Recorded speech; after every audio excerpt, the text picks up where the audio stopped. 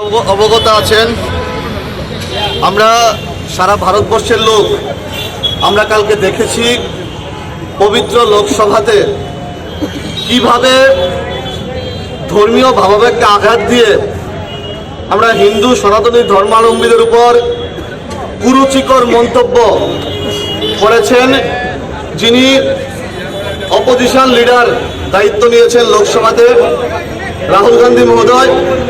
আমরা যুব মোর্চার কার্যকর্তারা সারা রাজ্যব্যাপী প্রত্যেকটি মণ্ডলের তৎসঙ্গে আগরতলাতে আমরা ধিক্কার প্রদর্শন করছি, আমরা তীব্র প্রতিবাদ করছি।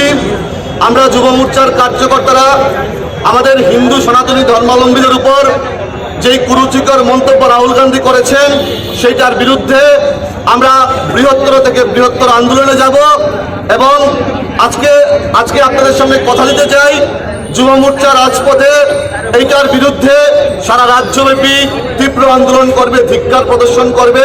এবং আজকে আমরা যে ধিক্কার প্রদর্শন করছি, আমি প্রত্যেকের উদ্দেশ্যে বলতে চাই, ধর্মীয় ভাবাবেগ নিয়ে যেই মন্তব্য সেইটা যেন অবিলম্বে উইথড্র করা হয়, সেই দাবি আমরা করছি। কোথা থেকে আজকে এই আন্দোলনটা করা হচ্ছে? আজকে আমরা যুব মোর্চার কার্যকর্তারা, প্রদেশ কমিটির কার্যকর্তারা আমরা আগরতলা সিটি সেন্টারের সামনে আমরা ধিক্কার প্রদর্শন করছি এবং রাজ্যের প্রত্যেকটি মণ্ডলে, প্রত্যেকটি বিধানসভায় আমাদের এই কার্যক্রম চলছে।